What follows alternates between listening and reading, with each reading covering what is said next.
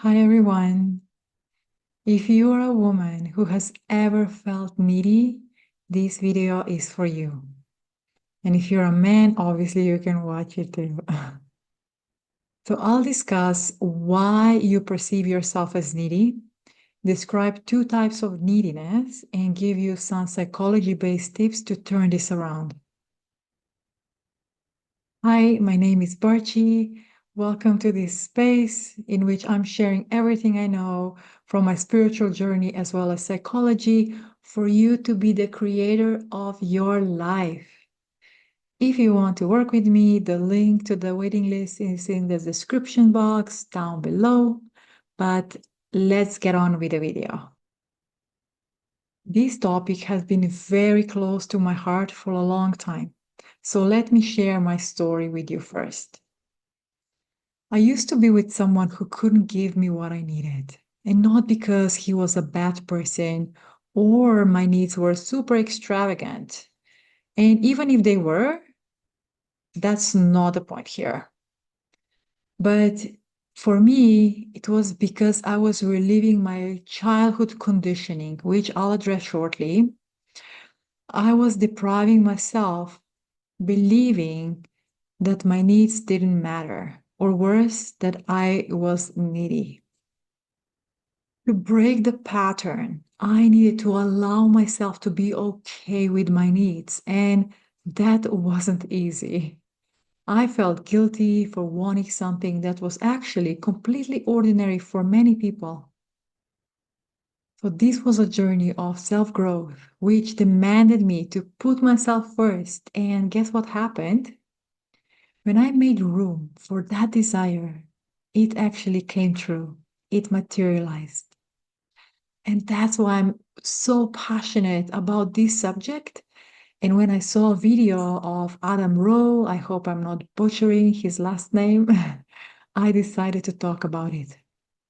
Let me share his video first. Woman you love so much comes to you and says, I want more intimacy in our relationship. The first thought is like, I want to give that to her. That's the initial instinct. It could be a nanosecond later is, I may not know how to do that, and then a trigger happens.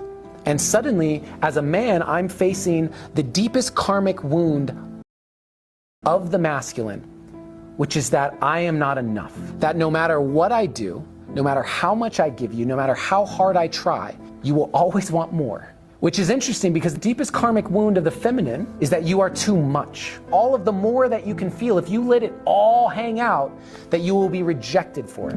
Which is why these wounds play themselves out in society by men overcompensating and women dimming their light. Okay, let's take a look at a definition of neediness based on a dictionary. So the first one I found was the quality of needing attention and affection and reassurance to a marked degree. So we don't know what a marked degree is, right? Let's get on. Another one from Cambridge Dictionary, wanting too much attention and love. And my immediate question was, how much is too much and for whom? Let's talk about conditioning. I think it's important to address two things. First, for women, there is a long history of socialization that needed us to be nurturing, agreeable, and emotionally restrained. So we have been taught often to put others' needs before our own. Hence, expressing needs doesn't necessarily come easy for us. So that's part of our collective history as being women.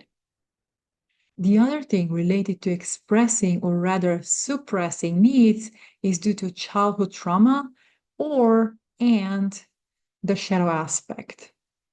I'll link the video I made on shadow self, which I really recommend you to watch. But to give you some understanding, know that you as a child needed connection, love, and support. If your parents weren't able to give it to you, or caregivers, doesn't matter. If they weren't able to give it to you for whatever reason, there might be a distorted perception of lack in you, which can express itself as thinking that it's not safe to want whatever it is that you want because you won't get it anyway. Okay, an example of how fear of neediness came to be is if a child was made to feel they had to earn love or attention by either being quiet, obedient, or self sufficient, that's probably a lot of cases, they may grow up believing that showing needs make them unlovable or burdensome.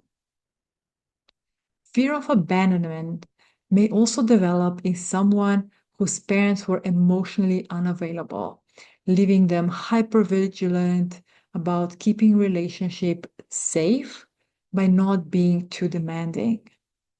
So do you have a clear picture now? And I also invite you, as you listen to this, always check in with yourself if there is something that I say triggers something in you, and just perceive with curiosity and kindness. What most likely tends to happen to all of us is that we choose what is familiar until we grow and break the pattern of that cycle. In my case, it was safer to choose someone who couldn't meet my needs because that is what was familiar for me. And if your nervous system was familiar with being around people who weren't emotionally safe or open, you had to shut down. And now chances are that you will get someone who will in some ways represents a similar situation that you have experienced in your childhood. And notice that this will happen also not just in romantic settings, but also in friendships.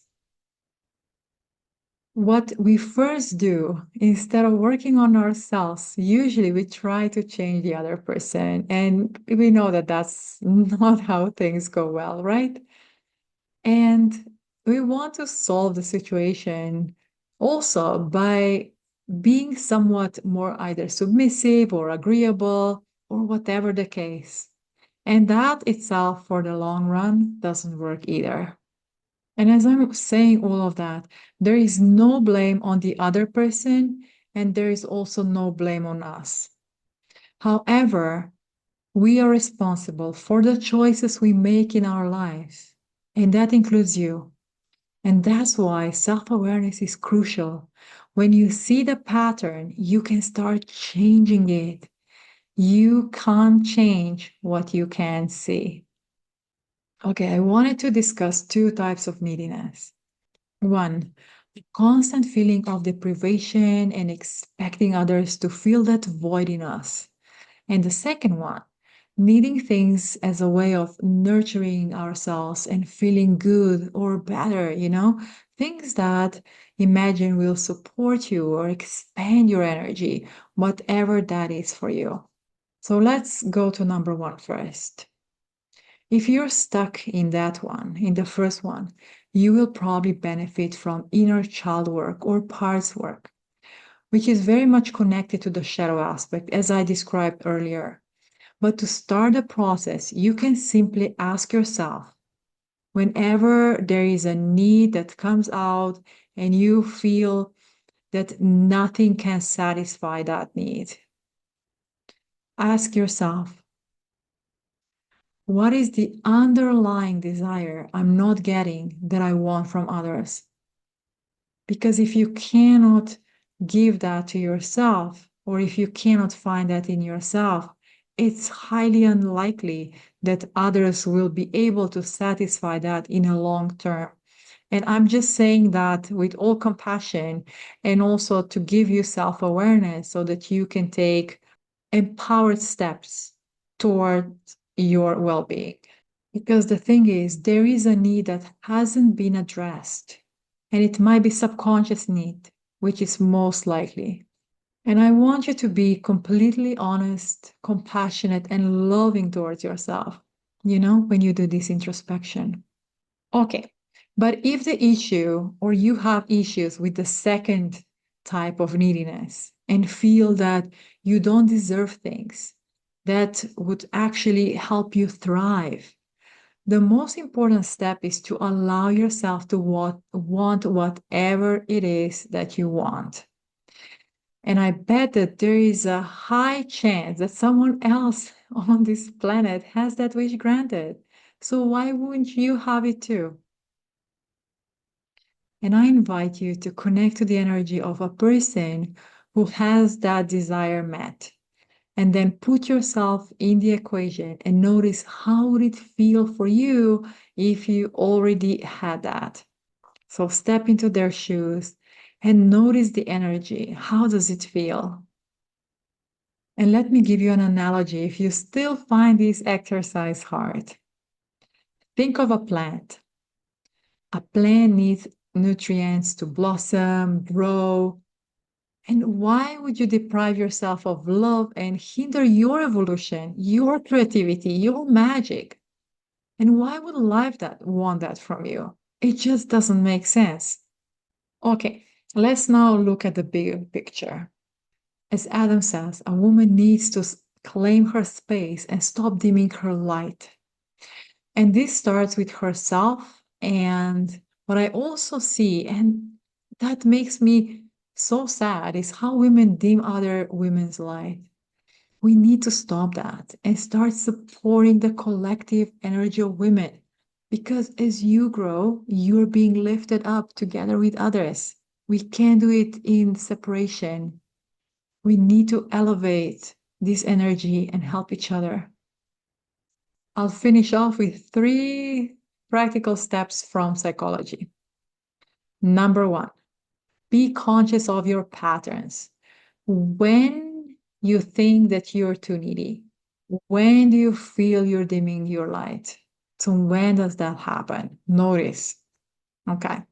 Number 2, decide what you want and who is the person that you want to be. How do they act? How do they go about their day? And then slowly adjust your behavior because it can't stop in your mind. You need to bring it to the physical plane. Your nervous system might scream at first. Let me just give you the heads up. But it's the only way how to change it, to act from the place of you already having your desires met. And you can watch some other videos I made about this topic. Please feel free to do so. And the last one, number 3, take inspired action steps and follow your excitement. That's all. Step into your power and connect with it. And how does it feel acting out of the place of empowerment? Just check in with your body, check in with yourself, check in with your heart. This is how you will break the pattern and understand that things that you need to flourish and thrive are here for you. But you need to start allowing them into your life. And when you do, your soul will be happy. And know that by claiming your desires, you will showcase to others how to claim theirs. So it's your job to do that, not only for yourself, but for everyone. Be the way shower. Maybe for your kids, for grandkids, for your sisters, for your friends, for everyone, really. Thank you for watching. And if you have any questions, please feel free to drop them down in the comment section. See you next time. Bye bye.